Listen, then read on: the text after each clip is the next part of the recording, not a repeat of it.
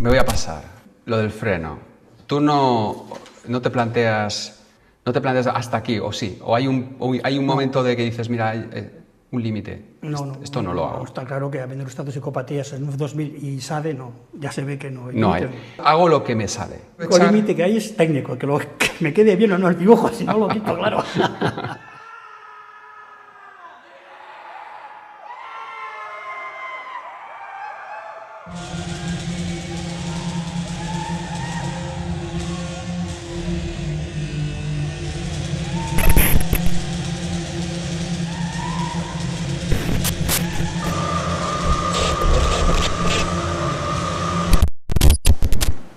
Estamos en un nuevo episodio, ya el tercero en la Embajada de los Tebeos, nada menos que con la leyenda Miguel Ángel Martín, un personaje, un autor, un artista fundamental en el cómic español, un autor singular, único y especial que tenemos la suerte además de contar con originales para poder, explicar ya en detalle cuestiones de cocina, cosas que normalmente a veces hay que pensar de memoria, pero aquí tenemos los originales.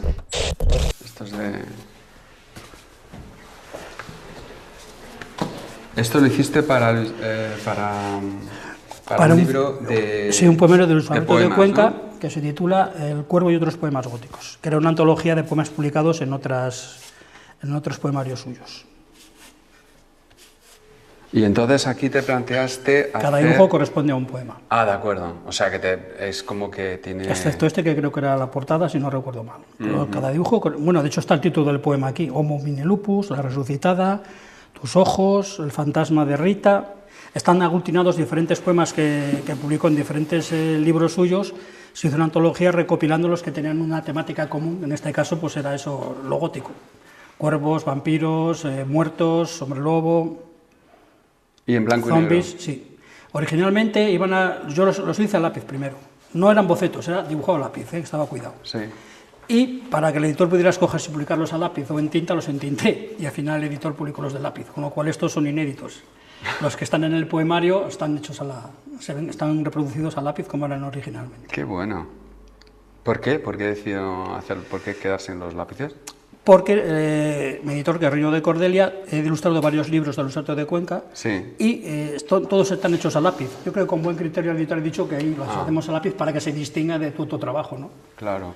De hecho, otros libros de ilustración que he hecho para Guerrero de Cordelia, como El Quijote, a colores así rechinantes como esos, he hecho El Marqués de Sade, 120 días de Sodoma, que era en bitono, o El Cantar de Baltario, que está hecho con los lápices esos grasos que parecen pastel. O sea, procuro hacer que sean un poco distintos unos de otros. ¿Y eso es un criterio tuyo? Cuando te encargan un Sí. libro, dices tú, voy a hacerlo de esta manera, o te dan alguna especificación, ¿no? Quitando aquí que los prefiero publicar en lápiz, o hago lo que yo quiero. Sí, de hecho, ahora me han encargado de mi editor italiano para el año que viene ilustrar El Infierno de Dante.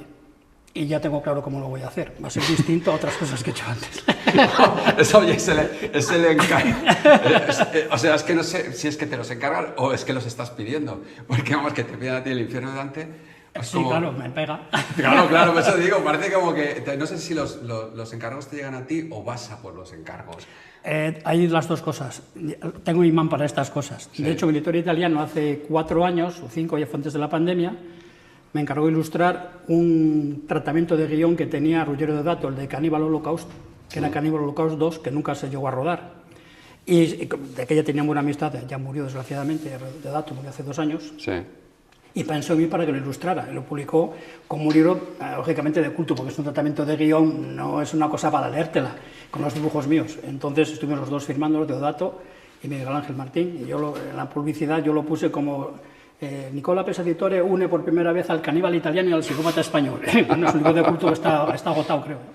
Luego es casos que se agotan, porque son tiradas también como pequeñas. Sí, no son tiradas muy grandes, tampoco se agotan inmediatamente, pero casi todos mis libros están agotados. No te importaría si sucediera, pero que no ha sido prioridad para ti el acceder a mucho público, ¿no? Bueno, yo daba por hecho que el público tiene que acceder a lo que yo hago, no al revés. Entonces yo espero que algún día el público, porque yo lo hago para el público, ¿eh? Yo siempre he querido ser mainstream, aunque no lo parezca. Yo sé que ver. Y fíjate que los productos mainstream no me suelen gustar, lo respeto, ¿eh? Yo cualquier cosa que a la gente le haga feliz y genere riqueza, simpatía incondicional. Y a mí me gustaría ser mainstream, pero claro, pero con esto, no va haciendo lo que hacen otros.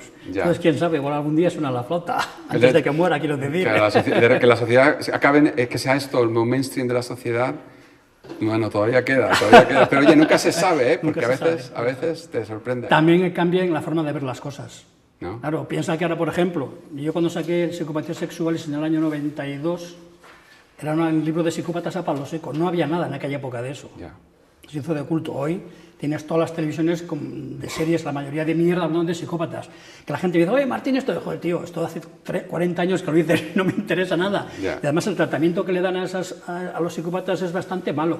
En realidad, si te fijas, no son ni pelis ni series de psicópatas, la mayoría. Sí. Son series de policías persiguiendo a psicópatas. O sea, es una más de policías. Policías que persiguen psicópatas, policías que persiguen terroristas, policías que persiguen narcos, policías que persiguen ladrones, policías que persiguen otros policías de asuntos internos. Policías. No es un coñazo, no tengo nada contra la policía, por supuesto, pero en la serie es que es un coñazo. ¿Por qué crees que es eso? Yo creo que es porque el público no digiere otra cosa. De hecho, la única película, o de las pocas, hay alguna más, de las pocas películas de psicópatas, 100% de psicópatas, es Henry, retrato de un asesino. Claro. Como sabéis, no fue un gran éxito de taquilla. Claro. Yo la vi 2 veces. Cuando se estrenó en Barcelona, yo estaba de aquella allí por alguna cosa de los cómics, en una sala pequeña, no había mucha gente, Sí. y luego en Madrid, cuando se estrenó unos meses después, o un año después, en los cines Alfabio y Renoir. La gente se salía del cine. Claro. Did you really kill your mama? I guess I did.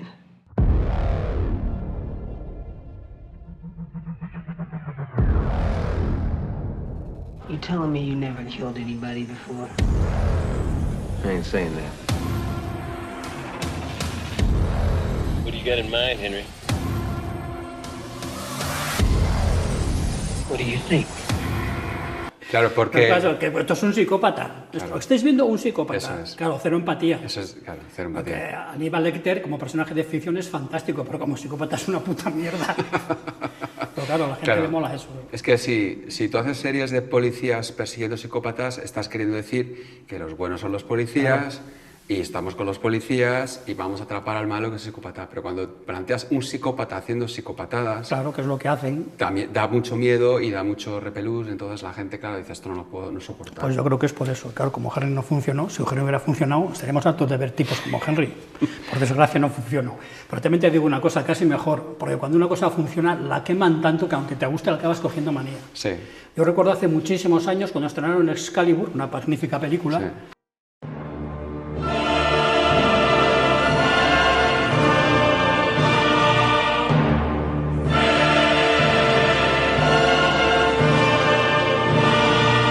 pusieron de fondo la banda sonora Carmina Burana de Karl Orff, que me encanta. Pues todos los anuncios, Carmina Burana, aquí Carmina Burana, ya cada anuncio salía Carmina Burana, hasta los cojones de Carmina Burana. Sí. Claro, me quemaron un tema, un artista que me gustaba mucho, que era Karl Orff, en concreto Carmina Burana. Además, por suerte solo cogieron un trozo, porque Es eso verdad. es mucho más amplio. Sí. Pero menos mal que la música que a mí me gusta, White House Esplendor Geométrico, como no es comercial, eso no voy a estar hasta los cojones de escucharlo nunca.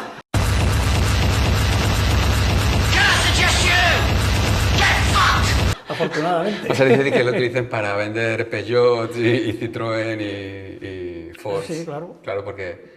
sí, Bueno, eso hoy no. Me consta, y esto lo sé por una persona que trabajaba en Levis, que compraba música electrónica a rotor, que era un resplandor geométrico, Sí. que Levis, como tantas otras multinacionales, tienen estudios de mercado y tienen una lista de todo lo que puede llegar a ser tendencia, sea música, cómic, dibujante, lo tienen todo. está White Lo tienen- House ahí.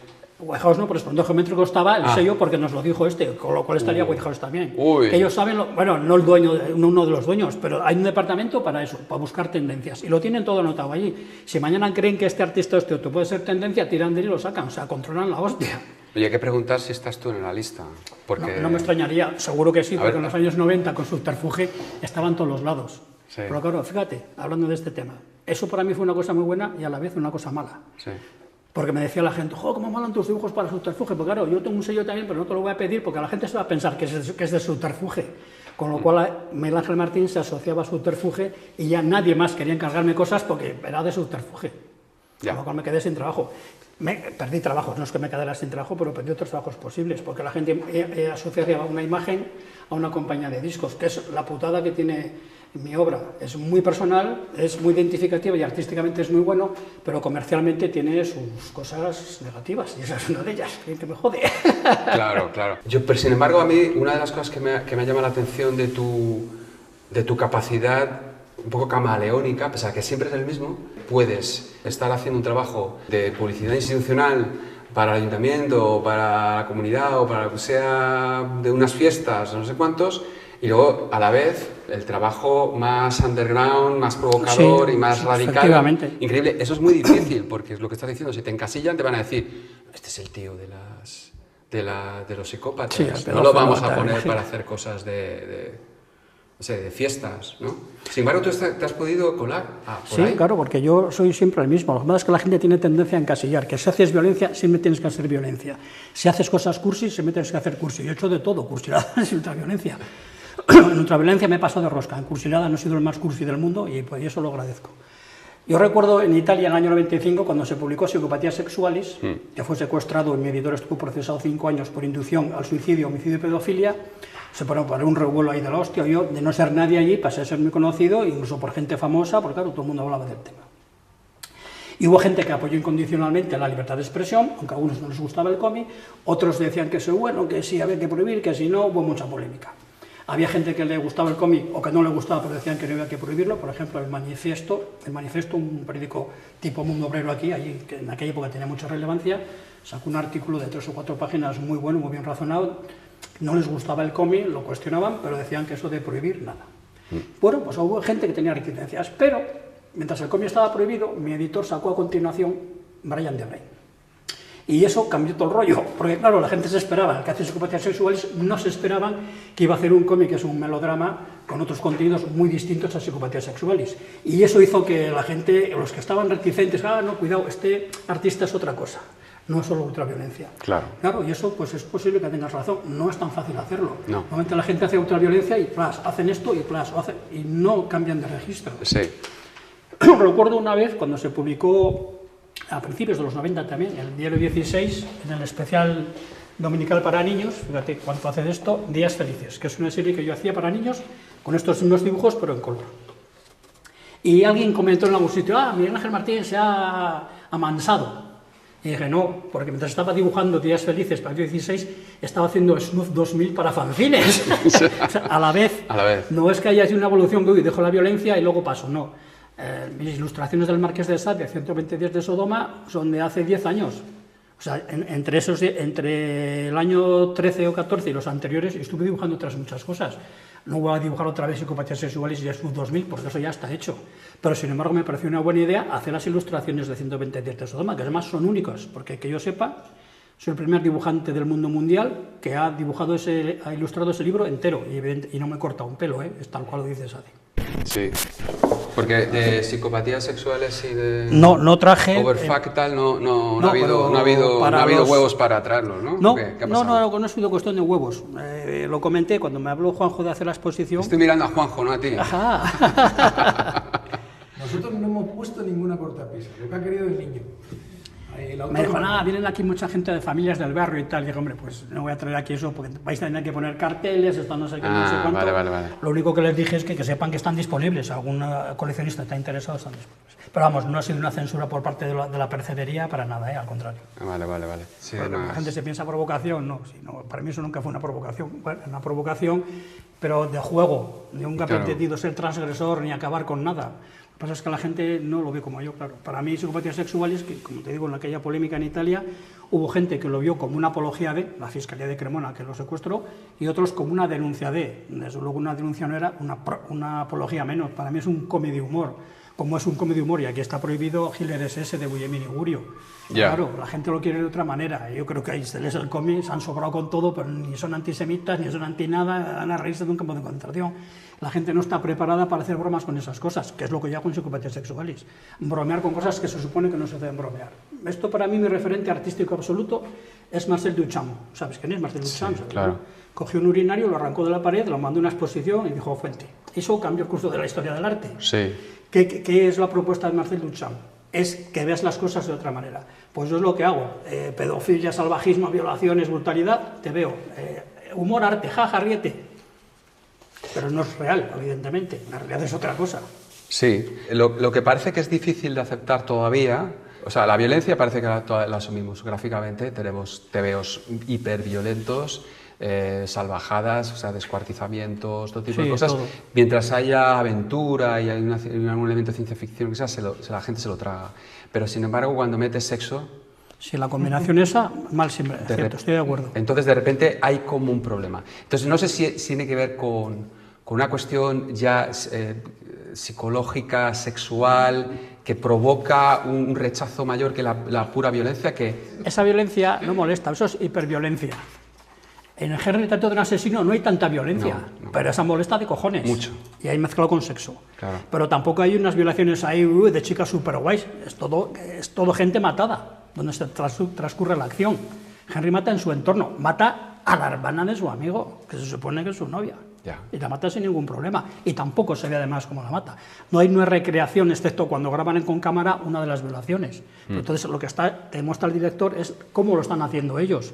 No hay recreación ahí en la violencia. No es una violencia estética como la de Peckinpah o la de John Woo, que eso ya se ha elevado todo al cubo. Esa violencia no molesta. Y no digamos ya la violencia divertidísima, tipo Pesadilla en Street, o esta otra de Sam Raimi, con los muertos vivientes. ¡Oh, venga, tripas! Eso es divertimiento, es como un cartoon. Pero es curioso que a los artistas que retratan violencia, hoy en día nadie se plantea que vayan a ir a matar a nadie a la calle, ni que vayan a provocar ese tipo de espectáculos ellos en su casa. En cambio, el que trata sexo y violencia, siempre existe la sospecha, este tipo... Entonces dice Miguel Ángel Martín, pero este hombre... ¿Cómo será la vida de Miguel Ángel Martín para que dibuje esto? Es muy curioso, ¿no? Pues es una vida sin anodina, no tiene ningún interés, por eso dibujo estas cosas. Si mi vida fuera interesante, fuera la de Tony Montana o la de un narco, no estaba dibujando, estaba viviendo. Claro, es que eso es el tema de la ficción. La gente no entiende que esos mundos de ficción, hay gente que son naves espaciales, otros que son romances, y hay otra gente que tiene fascinación por la violencia. El mismo ejemplo del Marqués de Sade, en concreto 126 de Sodoma, que a mí lo que me interesa no son sus charlatanerías filosóficas, que tienen cierta gracia, es la imaginación de cosas pasadas de rosca. Eso todo es imaginación. Sade era un intelectual, no era un asesino ni nada. Ni mató nunca a nadie, ni iba por nada, que era un intelectual, un artista, que lucuraba todas esas cosas, como otros se lucubran con las guerras de las galaxias o mundos más allá de este. Eso es. Es pura fantasía. Esa molesta más porque la gente ve reflejadas allí cosas, pero no es más que fantasía. Y para mí Sade es un artista, no es un referente ético ni estético sí, pero ético ni de coña, vamos. Claro. Yo creo que tú, por ejemplo, has encontrado un divertimento que eso a la gente le provoca también un rechazo, porque este tipo se divierte con estas cosas, ¿no? Y sin embargo se puede entender como que es un divertimento como cualquier otro. Como cualquier otro, ni más ni menos. Y además todo eso es parte de la naturaleza humana, que tampoco es una cosa que se haya inventado, está ahí. Y la realidad se dice siempre supera la ficción, no sé si siempre, pero casi siempre. O sea que... ¿Y qué estamos hablando de Sade? Pero en cualquier guerra las atrocidades que hay entre los soldados y la población civil es brutal, en cualquier guerra. No, claro. O sea que, bueno, te dirán, eso es la realidad, la otra cosa es la ficción. Claro, pues la ficción, yo aquí puedo hacer brutalidades, pero no es real. Claro. Nosotros contactamos con Miguel Ángel y enseguida nos dijo que sí, porque es muy buena persona. A pesar de lo que parezca, es muy buena persona. Yo le quiero mucho. Cuando me cancelen con trata de blancas o cualquier cosa, yo iré a llevarte cosas a la cárcel, tú no te preocupes. Él dijo que sí, porque es muy generoso, es un tío muy generoso, aparte de un gran artista, y entonces a partir de ahí decidimos qué va a entrar en la exposición.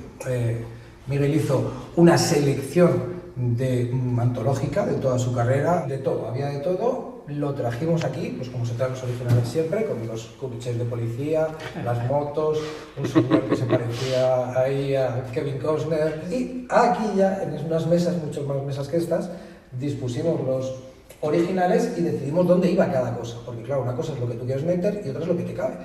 Y una vez que teníamos ya claros los originales, la Embajada de los TVOs decidió cómo iba a ir cada original. Este va a ir con un fondo magenta, este va a ir con un fondo negro, porque él utiliza colores muy vivos, magentas, cianes, morados, y el resultado es un poco lo que tenemos ahora mismo, lo que llamamos el montaje horizontal, que es esto de aquí. Entonces quitamos esto de aquí, la faja, y podéis ver que tenemos aquí cosas en DIN A3, en DIN A2 y en DIN A1, ¿no? Aquí tenemos, por ejemplo, el cartel de la lengua asesina, esto es la primera vez que lo ves tú. Si no te gusta, no lo digas. No, me encanta. Eres un buen comisario. Dímelo después. Juanjo, ¿cuántos originales? ¿Cuántos originales? 162 originales. Son los que tenemos. De un fondo de 3.000, 4.000, 5.000, ¿cuántos originales puedes tener? No sé, nunca los he contado, pero además muchos ya no los tengo porque están en colecciones privadas. O sea que... sí, de lo que más tengo son planchas de cómics, todavía me quedan en casa cajas, claro. Este ya no le tienes. Porque este le voy a comprar. Ya la portada del número 2 de la serie Rubber Flesh publicada por la Cúpula. Sí. Wow. Un privilegio que tenemos los percebes es que podemos comprar las cosas antes de que salgan. No hay ningún tipo de descuento, que se sepa, por ser socio fundador ni nada, pero sí que podemos comprar antes que los demás. Este es el 001, este es el que va a ir en el primer panel. Este es un dibujo que hice para unos artistas urbanos de Italia. Era para camisetas, un logotipo, que ahí no está, faltan las letras. Y luego aquí tenemos un ejemplo raro, porque es un pastel. Sí. No es tinta china ni es anilina. No, son lápices grasos, casi pastel para los efectos. Ves que hemos elegido un color acorde. Sí, queda perfecto. Para lo de las estampas estas de Madrid, con un formato casi cuadrado, ¿no? Intentamos que las historietas tengan su propia temática. Esto es una publicidad que hiciste para... Sí, para una campaña de vodka que al final no salió. Ajá. Pero que te lo pagaron por lo menos. Sí, lo pagaron muy bien además. Sí, muy bien, publicidad, claro, sí. Esto más se fue hace ya 20 años borrachuzos, largos o esto más. pagan muy bien los borrachuzos. Ahí, otro Rubber Flesh. Los héroes de papel. Sí, son ilustraciones para un cuento para niños de Luis Alberto de Cuenca, el poeta. Esto en formato Esos también son de la misma. ¿Vale? Luego todos estos originales van enmarcados en unas láminas, unas cartulinas de plástico especiales. De protección. De protección y de sujeción a la vez. Y que hacen que todo sea muy fácil de desmontar y de montar. ¿No? ¿Veis? Estos son bastante espectaculares porque cuanto más grande el tamaño, más espectacular el dibujo. Cuando vemos a los de A1, pues vais a flipar bastante. Aquí tenemos el mundo subterfuge, ¿vale? Y luego quitamos estos separadores que tenemos y aquí tenemos las planchas. Todo esto es de subterfuge también, todo. Wow. Este es el último panel, esto va a ir justo en el panel número 52. Salvo que en el último momento decíamos cambiar. Estos también son subterfuge, pues el demonio es el logotipo de ellos. Y luego tenemos aquí los Brian, el homenaje a Kuldas, el homenaje a David Bowie.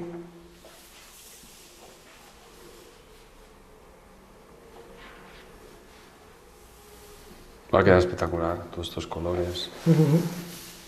Y luego el blanco y negro. Estos eran difícil exponerlos, entonces van 3 seguidos, ¿vale? Aquí hay 2 series distintas, los Brian de Brain y estos de Space Between. Y se leen en horizontal. Bueno, pero has hecho bien poniendo gris para que se distinga un cómic del otro, ¿verdad? Entonces, cuando tú lees visualmente la exposición, lees una historieta que va aquí y otra historieta que va aquí. Entonces, estos son 6 planchas de la misma historieta y son 3 planchas de una historieta distinta. Y va uno en gris y otra va en negro. ¿Ves? Aquí combinamos el blanco y negro con el color. Es exactamente el mismo proceso que con el otro. La parte de abajo tiene fondo cian, la parte de arriba tiene fondo negro. El Freak.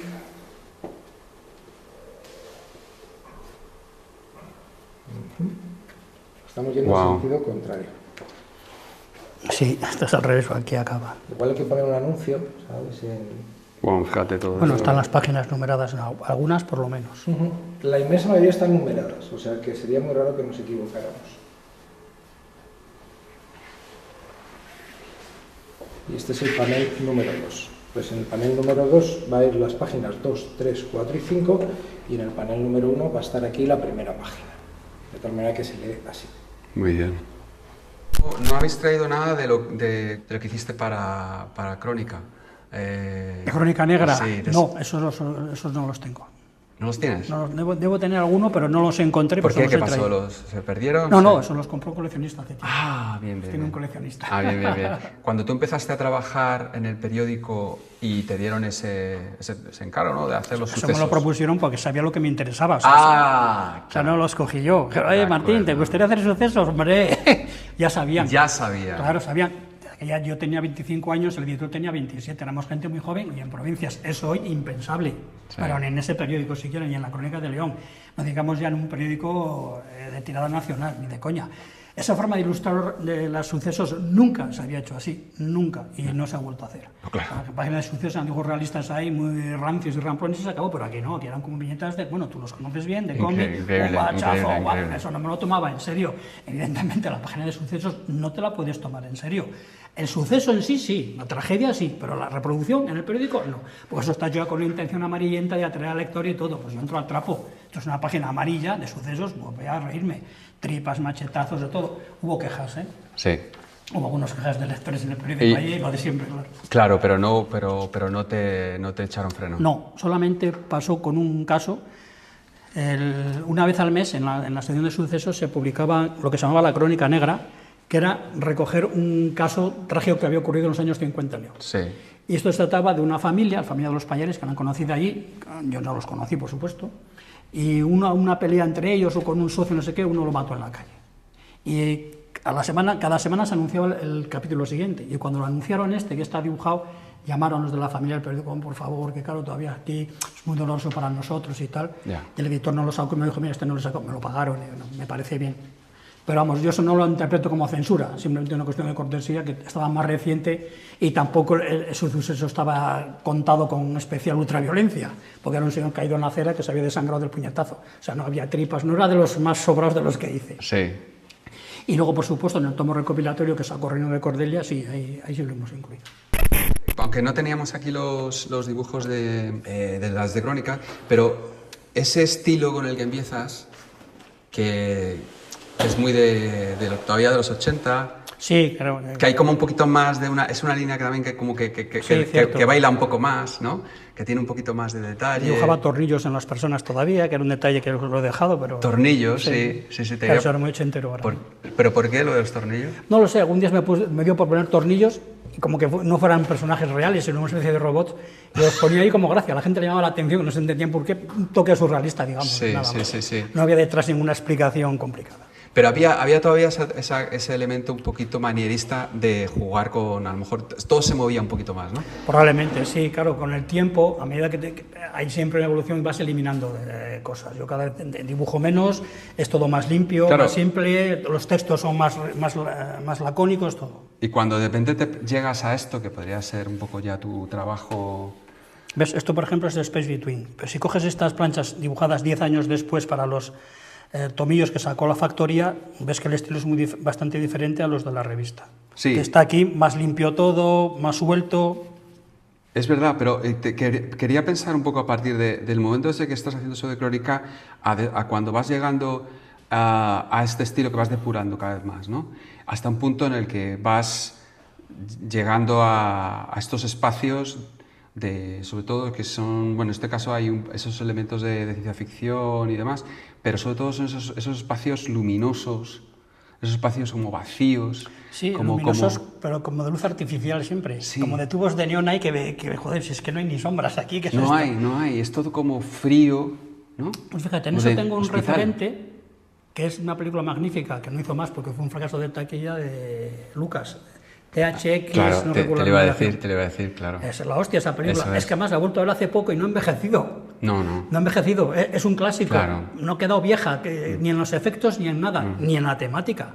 Que es muy de rollo Brave New World o 1984. Sí, Y claro, totalmente. visualmente es la hostia esa película. Estaba pensando, con tus cosas, estaba pensando en Y esa un película. poco, pues a eso, sí. Sí, porque es esa idea de una distancia, ¿no? De mantener a cierta distancia, pero es curioso cómo adoptas un estilo que remite al mundo de la línea clara y el mundo incluso infantil. Sí, cierto. Y una cosa juvenil y como hay esa cosa también del mundo americano de los años 50. También, sí, sí. ¿No? De los cómics americanos, que fíjate, esa influencia me viene no tanto por los cómics americanos, sino porque soy muy fan de Lichtenstein. Y esas viñetas ampliadas son la hostia. Se descubre que una viñeta puede ser un cuadro perfectamente. Y claro, es el típico dibujo de cómic americano, que lo ha hecho un dibujante neutro, que no tiene una personalidad. Claro. Y es muy característico, más funciona muy bien para publicidad. Entonces, digamos que eso es un poco la influencia mía. He ido buscando. Y te quería preguntar a qué has dicho. Tramas ampliadas de colores, la hostia. Exacto. Las influencias. Cuando tú estás. Os imagino que lo que te tocaría leer de joven sería lo que todos hemos leído: Bruguera, Disney. Sí, claro. Yo nací en el 60, imagínate, en esos años, en los años 60 hasta los 70, Bruguera, todo eso. El Tío Vivo, todo lo que había, solo me lo compraban mis padres, claro. Claro. ¿Y qué es lo que te influye? ¿Qué es lo que...? Hay un punto de giro en mi vida, que es lo que me hace, creo, ser dibujante de cómic o interesarme, y no es la escuela Bruguera, que nunca me dejó huella. Es que un día con 11 años, en el kiosco que había debajo de mi casa, veo un cómic casi cuadrado que se llamaba Cocoville de Jacobiti. Y flipé. O sea, con 11 años flipé, cosa que no me había pasado nunca con la escuela Bruguera, con toda la simpatía que le tengo a los percebes. Nunca me había pasado. Y con eso flipé. Claro, era un cómic con una tapa un poco más de cartón dura y costaba 75 pesetas, creo. Mi propina creo que eran de 25, no me lo podía comprar. Hasta que mi padre, verme ahí todo el día, me lo compró. ¿Qué editorial era? Era Burulán. Burulán, editorial, ¿no? Sí. Claro. Que luego de adulto me doy cuenta que los cómics estaban ampliados. Era una chapuza lo que habían hecho de publicación allí, pero bueno, gracias a eso yo creo que si no es por Jacobiti no estoy aquí ahora. No me digas. Me rompió la cabeza. Los caballos como de goma, salchichones por el suelo, pájaros, pistolas volando, las onomatopeyas, esto me parecía la hostia. Yo solo tenía 11 años. Y eso no me pasó nunca con la escuela Bruguera, que me parecían bien. Es más, me gustaba más Pumpi que la escuela Bruguera, que era más de aventuras. Pero aún así, Pumpi tampoco me dejó huella. Pero Jacobiti, Cocoville, sí, mucho. No me lo puedo creer, porque fíjate... Y empecé a dibujar como Jacobiti. A mí me parece un genio, me parece una auténtica bestialidad. Y aquí no se ha reeditado, no lo conoce nadie. No lo conoce muy poca gente, y no funcionó. Increíble. En Italia sí, es incluso de culto hoy y valorado como un artista, no como un dibujante de cómics. No, increíble. Bueno, pero vamos a ver, de Cocoville, Jacobiti al mundo de Miguel Martín no hay mucha... Si lo planteas en términos de locura, un poco sí, pero en de cuanto locura a lo sí, demás, pero no. estéticamente... Bueno, pues... ¿Qué encontramos de Jacobiti? Estas manos son Jacobiti. Son un poco Jacobiti todavía. Bien, las tienes. Bien. Fíjate, esas manos todavía sigue siendo Jacobiti, ¿eh? O sea, que es lo que se mantiene, sí. Se mantiene alguna cosa en las manos. Pero no hay chorizos ni longanizas. No, claro, yo tengo mi propio rollo. Pero no es Moebius, entonces. No, Moebius también me influyó. Porque veo más aquí Moebius y un poco más, o ese tipo de estética de los... Mis puntos de giro han sido Jacobiti, el siguiente Will Eisner, que lo publicaba aquí en Garbo Editorial, wow. Que flipé con eso. Spirit me gustaba mucho porque era narración pura. De hecho, Spirit en muchos capítulos ni siquiera salía, o salía muy poco, contaban historias, era un gran narrador. Sí. Y a mí el dibujo realista nunca me gustó tanto, pero es que Spirit no es realista. No. Parece realista, pero no lo es. Es esa mezcla que digo, esto es brillante. El siguiente fue Moebius, con aquella portada de Totem, que era un mono en un casco de astronauta, que también flipé. Sí, la de Metal Burland. Metal Burland, claro, sí. Totem, en el año 76, 77. Y el último, que tiene una influencia gráfica en mí, que desgraciadamente murió por el caballo, Calonge del Viura. Tuve una temporada que me parecía un poco a Calonge, en los contenidos no, pero gráficamente sí. Y eso fue cuando me dijo en el Viura Berenguer, es que te pareces mucho a Calonge. Yo ahí cago en Dios, ¿por qué me parezco a Calonge? Sí, es verdad, pero porque yo no me puedo parecer a Calonge cuando tantos dibujantes se parecen a Moebius, a Guido Crepas, a Manara, a Hugo Pratt, a Topi, a tantos, y sin contar los que se parecen a los americanos, claro, pero yo no podía parecerme a Calonge. Me volví a León, yo de que vivía en León todavía, y quité todo lo que se parecía a Calonge. Y así empezó a surgir el Martín que conocéis. Ah, amigo, entonces eso es culpa de Berenguer, entonces. No, gracias a Berenguer. Por eso, gracias a Berenguer. Gracias a tenemos que de aquella no lo entendí, pero nunca le agradeceré lo suficiente que me rechazara por parecerme a Calonge. Gracias, José María, donde quieras que estés. Porque gracias a eso surgió Martín. Surgió esto, claro. Porque tuviste que hacer esfuerzos un poco como... Pues un poco eso. Voy a ver cuál es la estética que no se parezca a Calonge, claro, y quité todo, los dientes, tal, todo. Lo voy a quitar y voy a ir quedándome con una... Pues es que esto, claro, está más evolucionado. Sí, esto es posterior, porque no quería... Claro, no tenemos nada entre No, medias. no, aquí no hay nada de aquella época. De hecho, yo todavía de aquella... Era una época en la que estaba publicando, empecé, después de esto, a hacer Crónica Negra. Y ahí, en Crónica Negra, se percibe algo de influencia de Calonge. Cuando te pones a trabajar ya a lo que todos entendemos ya que es un poco tu mundo, ¿no? Que es el de esa línea que dicen que es línea clara, pero Sí, porque de trabajas hecho, con el Rotring. sí, es línea ¿no? clara, sí. Claro, es... Pues hombre, en aquella época había un concepto de línea clara que no solo era el dibujo del simple, sino que tenía que ser historias neutras, que no tuvieran implicaciones ideológicas, ni mal gusto, ni nada de todo eso. O sea, en ese sentido, línea clara pura no es. En cuanto que el dibujo es limpio de línea clara, sí, absolutamente, 100%. Claro, pero es donde está el problema o la virtud está en que en esa mezcla entre algo que asociamos a la limpieza, a la neutralidad, a la legibilidad, a lo blanco incluso claro, éticamente o moralmente, sí. Con el contenido. Pero eso es lo que nos permite precisamente asombrarnos ante tus historias, que es que no hay juicios de valor. No, nunca. Es una cosa que detesto, dar sermones y más que me los den, ya lo he dicho muchas veces. Sí. En mis historietas nunca hago juicios morales, de hecho mis personajes yo no los juzgo, ¿eh? Pueden ser hijos de puta hasta el asco, que la mayoría lo son, pues yo hay juicios no los hago, parto de la base de que la gente es adulta y lista y hacen ellos los juicios morales, para eso están. Sí. Y eso yo creo que es una cosa buena, porque me he dado cuenta con el tiempo, claro, ahora que han pasado muchos años me doy cuenta de cosas que de aquella ni me imaginaba, y es que mis cómics tienen muchas lecturas. Y según la ideología o la moral que tenga cada lector, la pone ahí. Entonces, bueno, me di cuenta eso la primera vez con Psicopatía Sexuales en Italia. ¿Por qué unos que me lo veían como una apología y otros como una denuncia? Para mí un TVO de humor, sin más. Claro. Ni quería denunciar, ni quería... Entonces, claro, y me di cuenta que la gente lo ve de otra manera. Bueno, pues no me parece mal. Claro. Yo recuerdo que en Italia me decía la gente, a Brian De Brain, que era muy popular en los centros sociales, que los conocí muy bien en aquella época en Italia, conocí gente cojonuda allí, muy interesante, lo veían como un héroe antiglobalización. Digo, bueno, a mí nunca se me había ocurrido verlo así, pero si lo queréis ver así, a mí me parece bien. En esto tengo una anécdota muy buena de una entrevista que le hacían a Don Siegel hace muchos años, está muerto, Don Siegel es el maestro de Clint Eastwood. Harry el Sucio. Sí, pero anterior, una en blanco y negro que es una obra maestra, que es La invasión de los ultracuerpos. La gran película. La gran película. Que eso era los años 50, creo, claro, la época de la Guerra Fría. Sí. Y le preguntaba a un periodista que si eso era una metáfora sobre una posible invasión comunista en Estados Unidos. Y me Don Siegel, anda, no se me había ocurrido verlo así. Claro, Don Siegel estaba haciendo una película de serie B a la chavalería y de extraterrestres y se acabó. Pero que lo quieran ver así, pues me parece bien. Entonces, sí, en mis cómics hay muchas lecturas. Ponedle que a vosotros queráis y a mí todo me parece bien. Pero eso es lo bonito cuando la obra es buena, cuando de repente entroca con su contexto histórico y se convierte en... Pues por lo que dice la gente, yo creo que sí. Desde luego, yo estoy encantado con que tengan esas reacciones Porque los lectores. tú de repente, en tu mundo es un mundo de tecnología, un mundo que ocurre en ciudades, pero que suponen que es un futuro, pero podría ser el presente transformado. Me hace gracia porque eso mismo me lo dijo una vez William Bennett, el de White House, que es una de mis bandas favoritas de Power Electronics, de referencia. De ahí ha sido una gran influencia, porque él también es muy fan de Sade y de todo. Sí. Dice, Miguel Ángel, es que tus cómics son únicos. Parece el presente, pero no es el presente, pero es que tampoco es el futuro. No se sabe bien lo que esto que es. No sabes. Y eso, pues eso también, pero lo reconoces. Sí. Estás viendo algo que te resulta reconocible, pero no sabes si está pasando hoy, si pasó ayer por la noche o va a pasar mañana por la mañana. Bueno, pues todas estas cosas yo me he dado cuenta a raíz de que la gente me lo dice. Yo no soy consciente de nada, ¿eh?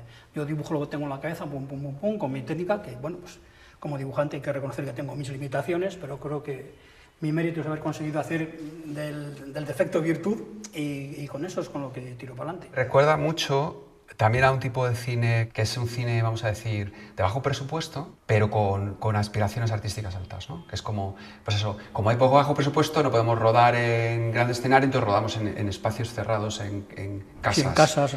Como no tenemos dinero, tenemos que tirar un plano para hacia arriba de un edificio, un rascacielos, que supone que esto es como eso, una corporación tecnológica de no sé qué, pero no vamos a sacar a la calle porque está pasando gente Claro, normal. ya no tenemos claro. Me recuerda un poco a ese tipo de mundo. Pues mira, no se me había ocurrido pensarlo, pero puede ser, porque de hecho en mis cómics meto planos primeros o medios de la gente hablando y un plano o dos como mucho para que la gente vea el ambiente. O sea, no hago viñetas ahí curradísimas con la gente pasando por la calle, miles de coches, que eso, aparte, para mí me supera como dibujante, no me importa reconocerlo. ¿Y para qué todo eso? Eso yo lo aprendí del lenguaje televisivo, en los telefilmes, que es un poco lo que tú estás diciendo. Eso. Plano primero, edificio, hospital y tal. Plano segundo, ya la gente dentro y ya hablando.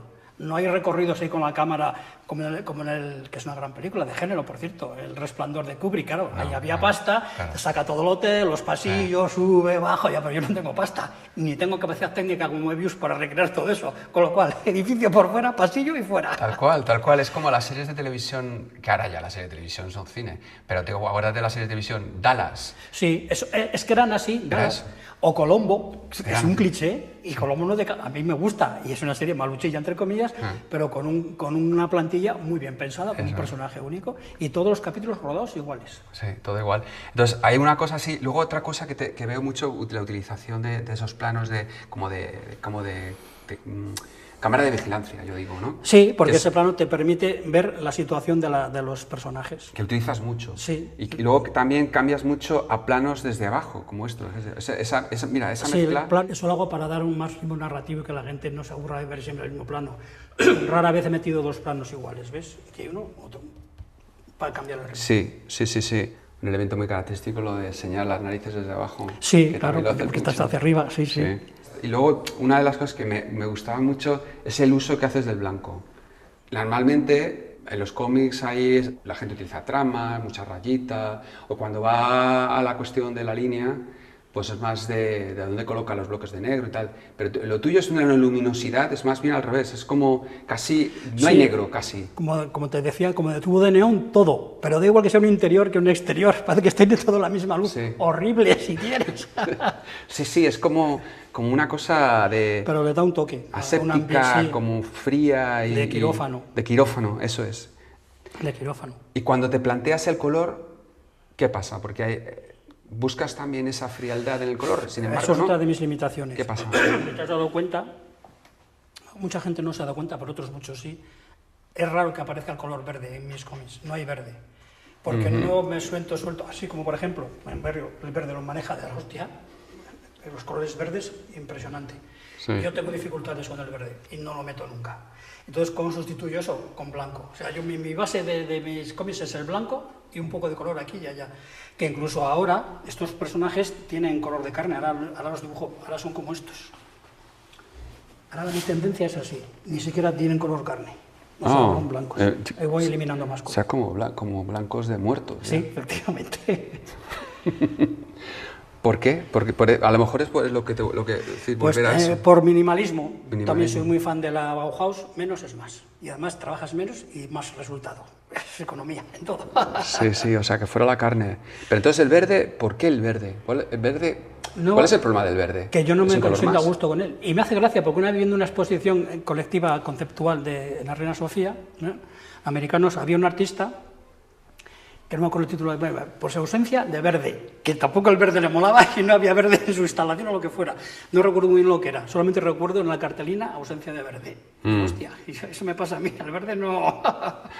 Rollito conceptual ahí para tirarse el rollo y tal. Sí, bueno, a lo mejor el verde lo asociamos con lo natural, con la naturaleza, con el exterior. Solo he dibujado verde con cierta insistencia en mis ilustraciones del Quijote, porque por algún motivo aparece mucho el verde.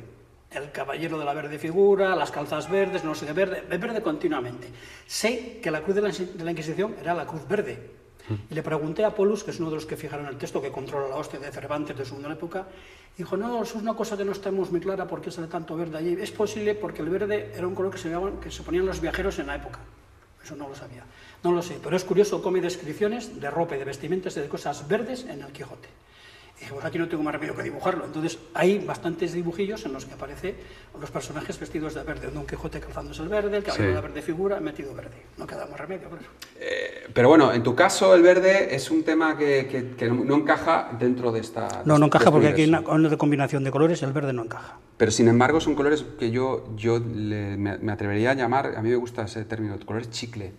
Pues sí, pues me parecen perfecto. Sí. Es rosa, como chicle, de... sí. Eso es de chicle, gominolas, de lo que sea. chicle, ¿cómo se llamaba? El bazooka. El bazooka, entonces, ¿no? Dunkin. Sí, es esa estética. Sí, chicle, totalmente. Es todo muy chicle, Totalmente que también chicle. es un poco tu personaje. Incluso los personajes son así como de plástico. Son como de plástico, sí. Chicle, sí. Me parece buenísimo.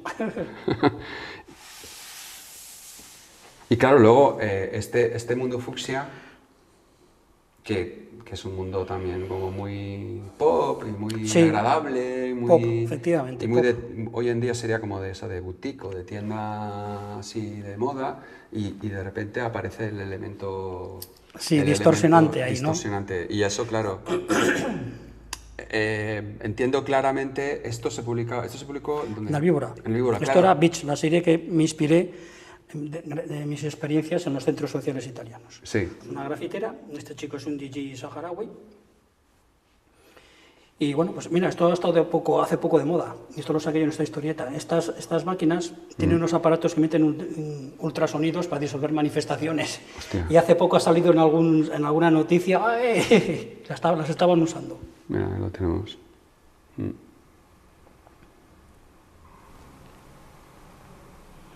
Mira, ves aquí, se ve bien con los aparatos encima para emitir ultrasonidos. Y lo estaban explicando aquí, pero claro, los textos no están. ¿Pero esto era real o te lo habías estado...? No, eso lo saqué yo de una información, de aquella que tenía mucha Ah. información de fanzines raros, porque no había internet todavía, o estaba empezando. Y venían los dibujos de los aparatos y las cosas, y lo utilicé para la historieta. Y ya te digo, hace pocos meses o un año, mi editor italiano, que lo vio en una noticia, la colgó en Facebook, Miguel Ángel Martín ya lo dijo en su día. Ya no sé lo qué. dijo. Y le habían puesto ahí, esto ha sido creo que aquí en Europa, estos aparatos, la policía usándolos para dispersar manifestaciones. Luego tu característico... Sí, como si fuera un videojuego. Tu característico Sí. fin, que yo no lo he visto usar nada más que a ti, ¿no? Esto es una cosa tuya. Bueno, sí, en los videojuegos, de ahí los aquí. Bueno, claro, pero en los cómics Los no- cómics, sí, que el yo Game sepa, Over- no lo usa nadie más, que yo sepa. ¿Pero lo sigues usando? Sí, lo sigo ¿Sigues usando. usando? Sí. Eso ya... Vamos a ver otra... Brian the Brain es tu libro más popular, es tu Sí. libro más asequible. Sí, bueno, sí. Bueno, depende. Días Felices, que es más para niños todavía, pero sí, digamos que es el más popular y el que mejor se ha vendido y el personaje más querido de todo lo que he hecho es el más que tiene más arraigo popular, que la gente lo aprecia más y hay mucha gente que le gusta.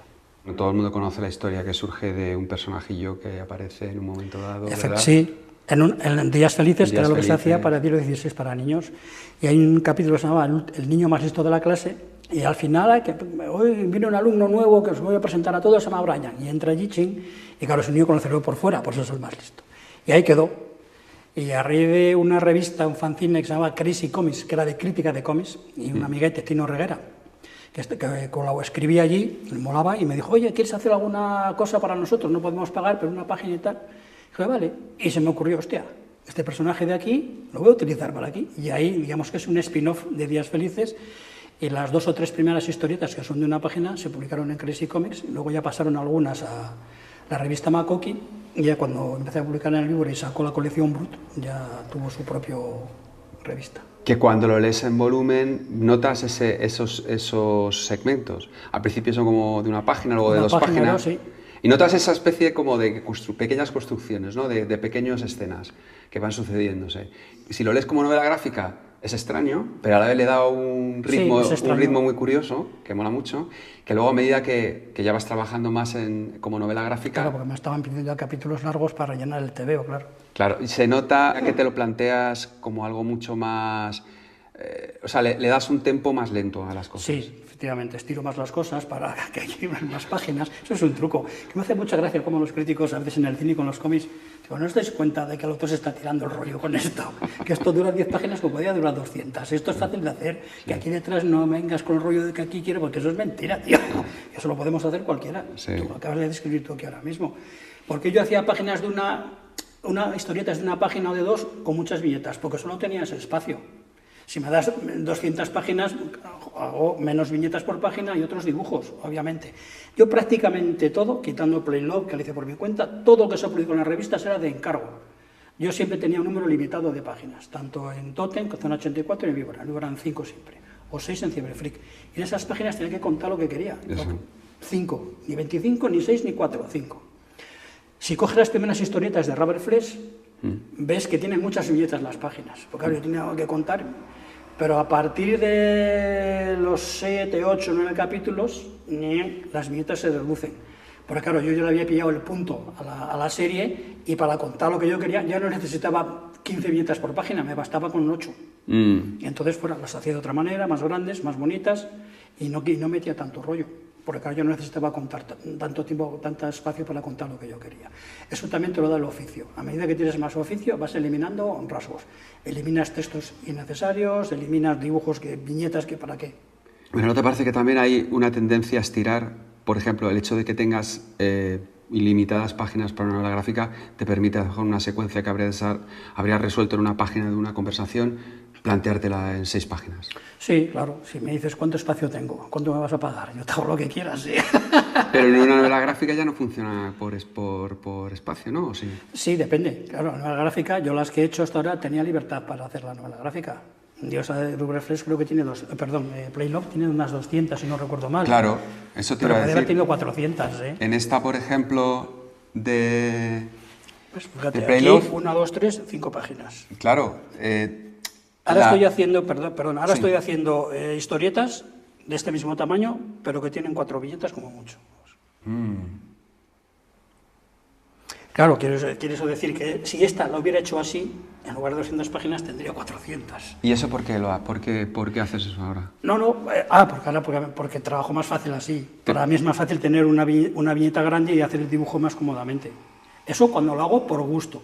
Si lo hago por encargo, ya lo que me encarguen. Claro. Yo me puedo tirar el rollo lo que la gente quiera. Claro. Eso es fácil de hacer, lo siento. La gente estará pensando de tal. No. Está tirando el rollo. Yo lo noto. Se está tirando el rollo. Ahora, ¿que te gusta que se tire el rollo? Estupendo. Pues a mí me gusta el Tarkovsky y Stalker, pero las demás no las aguanto. Porque lo que cuenta, lo puede contar de otra manera. No es que contándolo así, y a Tarkovsky le respeto porque es honesto, ¿eh? Se nota. Pero, por ejemplo, uno que es muy bueno también, pero no es tan honesto, es Las von Trier, que se tira el rollo que te cagas. Yeah. Pero como tiene sentido del humor, y creo que también tiene mucho talento, también pues le río la gracia. ¿eh?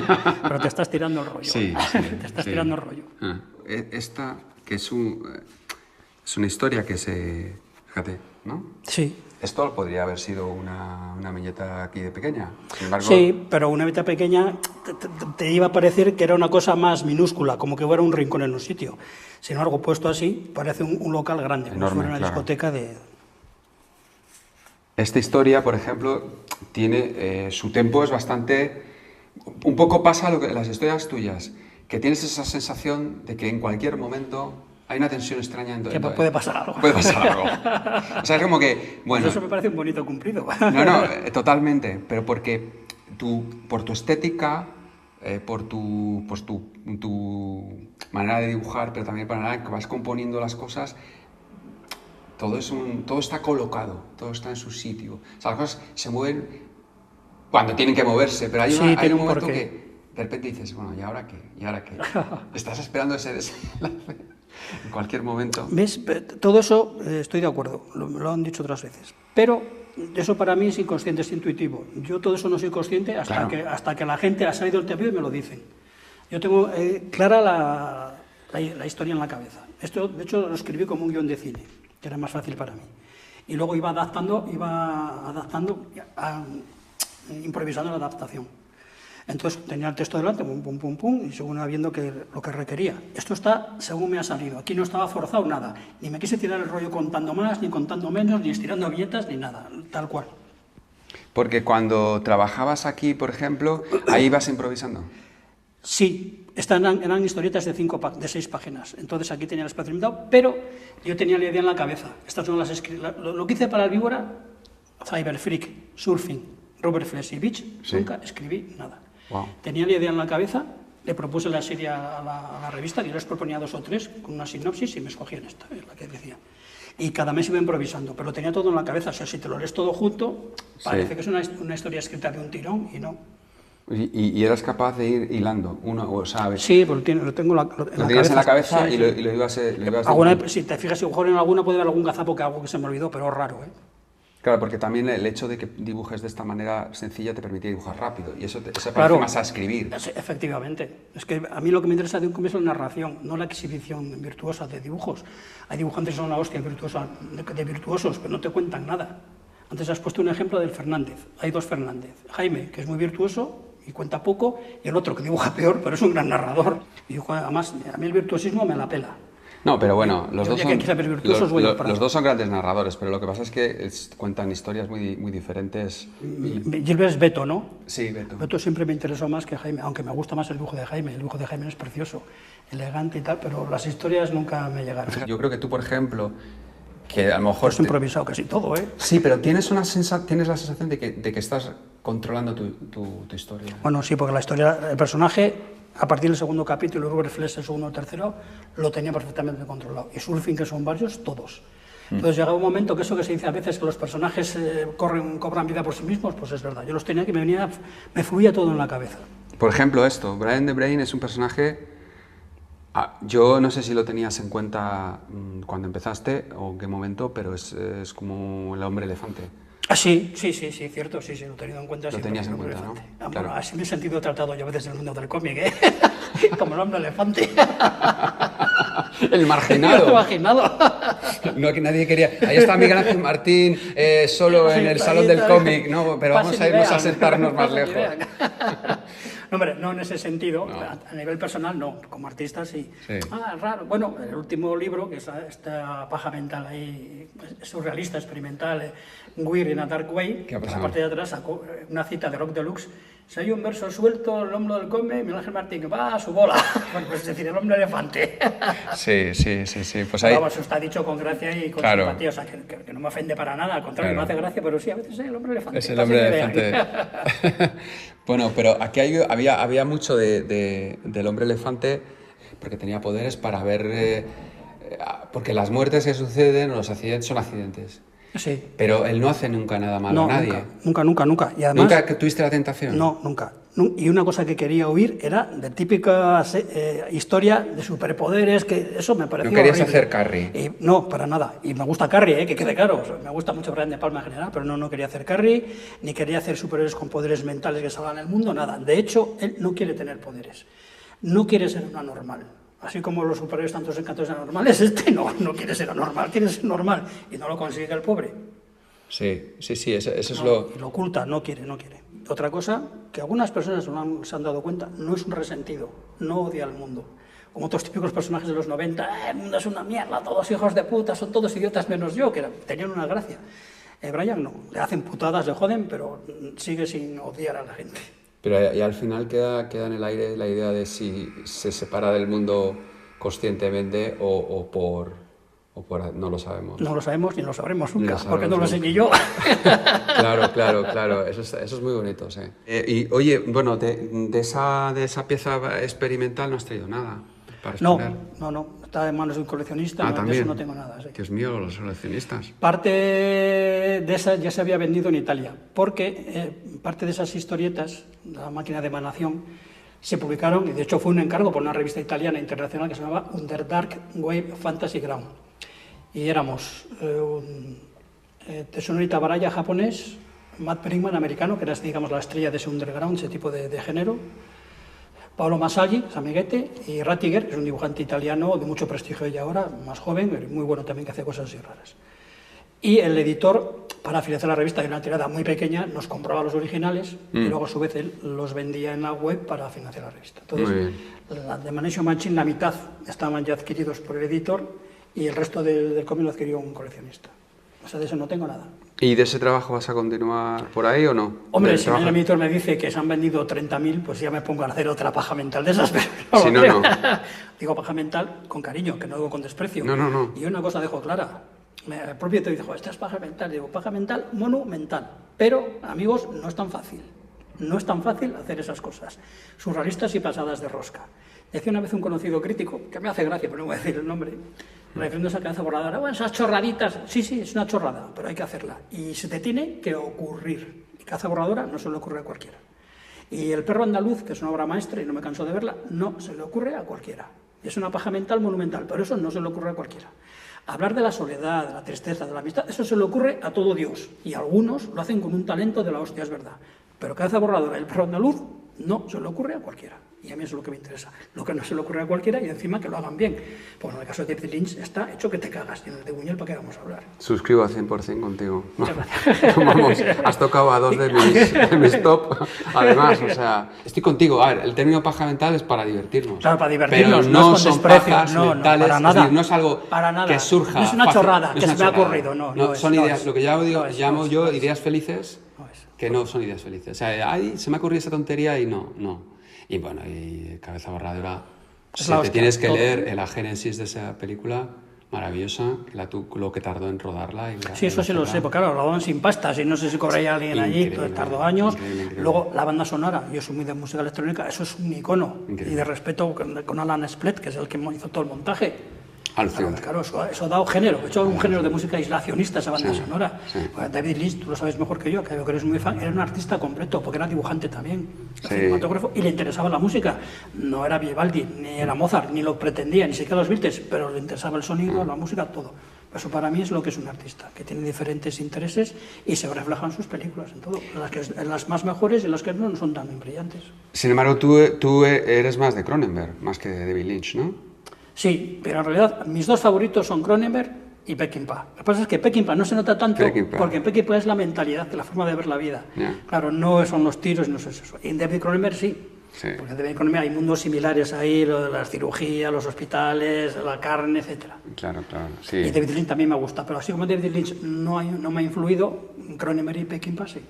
Dos películas que me cambiaron fue cuando vi El Grupo Salvaje, con 18 años en León, 19, que estaba cortada. Era la versión cortada en la que no sale cuando le sacrifican a uno que le pegan un tiro porque se ha quedado ciego, no salen las putas en las barricas de vino español, había cosas cortadas. Censurada. Censurada, claro. Estoy hablando del año 78-79, todavía circulaban por aquí películas que no estaban en sus condiciones. Y en ese mismo cine, que era nuevo de aquella época en León, vinieron de dentro de... que flipé. Ya. Claro, no es lo mejor de Cronenberg, pero claro, yo flipé porque yo vi una película de terror y digo, hostia, ¿esto qué es? Esto es la hostia. Los bichos, los pares, no tenía nada que ver con el terror. Nunca olvidaré que delante de mí no había mucha gente en el cine. Había dos chicos así con chándal y unas bolsas como de deporte que se levantaron a mitad de la película y se fueron diciendo, joder, esto no es de terror, esto es de asco, vaya mierda. Esto es de asco. O sea, no entienden el talento, ¿sabes? La gente. Claro. Y claro, a raíz de eso empecé a investigar quién era David Cronenberg y lo mismo me pasó con Peckinpah. Las dos películas me cambiaron. Sí. Yo era muy de cine, iba todos los fines de semana a sesión continua y el domingo con mis padres a los franciscanos toda la vida. Claro, de aquella años 70, los 70, la televisión, fíjate la televisión que era. Tú eres más joven, pero bueno, la televisión casposilla, no había mucho que ver. Claro. Cine, yo he sido muy de cine. Como Tarantino. Bueno, Tarantino no, porque es muy de cine club y de vídeo en casa. Y eso a mí me pilló, que es más joven también. Sí. Pero yo de cine de sesión continua, incluso cuando llegué a vivir aquí en Medina en el año 87, que todavía había bastante cine de sesión continua, me comía aquí mucho. Claro, aquí, no muy lejos de aquí, había uno, claro. Que ahí me vi un maratón de las 3 de Freddy Krueger. Claro. Y la cultura sadomasoquista y todo eso, ¿hay una referencia de alguien o de algo? Todo eso me viene por el mundo underground de aquella, ahora ya no, de la música electrónica, industrial y todo pasada de rosca. Se lo descubro Por la música. Por la música. Claro. Compraba los discos, eran todos de importación, desde luego imagínate el infierno que era aquello, giros postales al banco, a mi padre que me hiciera un cheque, mi padre trabajaba en el banco y le daba para mandarlo, que si era para América, era un rollo de mierda, tardaba una hostia en llegar los discos o las casetes. Pero la ilusión aquella de tener en mi casa un paquete de este color, un búfalo ahí, con las casetes dentro y abrirlo, el unboxing era la hostia, porque era una cosa que costaba mucho conseguir. Claro. Y todas esas casetes o vinilos venían siempre con información de fanzines, tenía información sobre ultrasonidos, ultraviolencia, pornografía, sadomasoquismo, guerra psicológica, venían muchas cosas allí que no se trataban habitualmente ni en los cómics ni en otros sitios, estaba todo concentrado allí. Y eso fue una gran influencia a partir de finales de los 70, primeros 80. Y es ahí ya cuando en mí ya hay un proceso de ir abandonando los cómics, empecé a dejar de leer cómics, seguía leyendo pero muchos menos, y mis influencias claras vienen de ahí, de la música electrónica, industrial, sobre todo la industrial, la pasada experimental, ruido. Sí. Para mí el ruido lo escucho a todas horas. Para mí el ruido es como la heroína para William Burroughs o Lou Reed. No puedo vivir sin ruidismo. Llevo aquí y casi todo lo que llevo es ruido. El ruido. Vas Sí, por la ruido. calle escuchando ruido. Sí, ruido, pero ruidismo, vamos. No es ruido de la calle, la gente se burla, pero ruido. Sí, Ruido. Sí, White House, SPK, español geométrico, que tienen ritmo y es un poco más pop, que mucha de la música que escucho ni siquiera tiene ritmo, es un ruido blanco mezclado con ruido rosa y a veces sin eso, son hechas con hormigoneras y con cosas así, pero está muy bien hecho. Es un poco lo que decíamos de cabeza borradora y sí, estaba, la gente no lo entiende, ahí pero eso no, es que eso lo hace, no, eso no lo hace cualquiera, eso no te pones tú con la cuchara a golpear una cazuela porque no están haciendo eso, saben muy bien lo que están haciendo. Por supuesto, no hay gente buena y gente mala, como todo. Y toda esa información es la que me viene para hacer los cómics que estáis viendo aquí. Porque en ese mundo underground de la música electrónica, toda la moda esa sadomaso y tal, lo utiliza muchísimo. Y habla mucho de esos, sí. Bueno, Robin Christel, claro. Tenían performance que tenían que ver con eso, una pornografía extrema. Todo eso, sí. Los psicópatas, William Bennett de White House, una parte de sus discos, una buena parte dedicados a Dennis Nielsen, a Peter Sutcliffe. Exactamente, sí, sí. Y con textos sacados casi de Sade. Tuvieron muchos problemas en la época también, ¿eh? No. Por eso hoy, cuidado, cómo están las cosas. ¿Tú crees que ahora ha mejorado o empeorado para ti, por ejemplo, que te interesan esos temas, tratarlos, que no tienes miedo en dibujarlos, que quieres explorarlos? ¿Ha mejorado el panorama o ha empeorado? Ha empeorado en cuanto a la mierda que hay en las redes sociales de presión, pero eso a mí de momento no me ha afectado porque yo tampoco estoy en esas historias metido y me la pelan, las polarizaciones y todo. En cuanto al material, yo aquí lo estoy publicando sin problema, en Italia también, en los sitios, pero sí es verdad que hay gente que no lo quiere, hay gente que le cuesta entrar. Pero vamos, de momento quitándolo de Italia, que fue una censura oficial, no he vuelto a tener. Aquí sí me consta en España en la época y todavía hoy que hay librerías que no quieren tener ni mis libros ni mis cómics. Ay, no voy a decir nombres. De Madrid, además, sí. Pero eso también le da su puntillo, ¿no? Sí, claro, pues te convierto tú la leyenda. Claro, exactamente. Ahí le das ese punto de malote, sí, porque... de malote, chico malo y tal, ahí, claro, que me quieren y tal. Sigues ahí y tal. Yo creo que igual ya estás cansado también hasta, ¿no? Un poco también de todo Hombre, eso. yo no quiero volver a... No, sí, porque claro, han pasado muchos años. Empecé a publicar en Zona 84 en el año 90, desde entonces, claro. Y antes en la Crónica de León. Todos estos años he sido profesional, bueno, soy profesional de los cómics. Fíjate, y aquí no hay ni la mitad, todas las cosas y temas que he tratado. No hemos hablado de esto, pero estos son tiras de humor. Sí. Y esto estaba dibujado, aquí no sé si sale, sí, aquí está. Ah, mira. Eran unos personajes que trabajaban en una empresa de electrónica y de juegos recreativos, sí. Y se reunían siempre en esta máquina a tomar café y a hablar. Claro, estos años después salió una cosa que se llama máquina café. Sí, es cierto. Que no me había enterado, no, evidentemente no lo han copiado aquí porque era francés, el origen era francesa. Muy famoso. Pero a mí se me ocurrió antes, amigos. Y la diferencia es que aquí la máquina es un personaje más, porque la máquina interacciona con los personajes. La de cámara café es una máquina donde está puesta la cámara y ver los personajes. Bueno, pues esto yo lo estaba haciendo en la Crónica de León antes de que saliera la cámara. Eso es lo con lo cual, y esto no tiene que ver con Robert Flesch ni tiene que ver con Cyberfreak, son historietas de compañeros y de vida cotidiana, de amistad, de sexo, de follar, Sí, pero... Este personaje es un cerdo, es una especie de torrente, es todo racista, clasista, facha, todo. Me gusta que hayas sacado esto porque también es una muestra de tu versatilidad, porque es que tú eres capaz de hacer tiras de humor y de cómic, o sea, pero que son muy graciosas. Y luego eres capaz de luego pasar a este otro registro, o sea que eres mucho más versátil de lo que la gente se piensa. Sí, eso sí, pero eso mira, es una cosa que me da un poco de rabia, porque hay mucha gente que no ha valorado eso, hombre. Quien tiene que decidir dónde lo hago bien o mal es el público, eso por supuesto. Pero es que no hay tanta gente que sea capaz de que haga unas tiras como estas y luego unos personajes como estos. No, muy pocos, por eso te digo. Son muy distintos. Me parece... Cambiar de chip, incluso el tipo de dibujo. Se nota que es mío, pero es distinto. Bueno, y aquí voy a decir de dónde está copiado. Bueno, copiado, no está inspirado. Kiri está sacado de Hello Kitty, hecho por mí. Tal cual. Y aquí se nota menos, porque es un conejo, no están los ratones por aquí. Y aquí no están los ratones.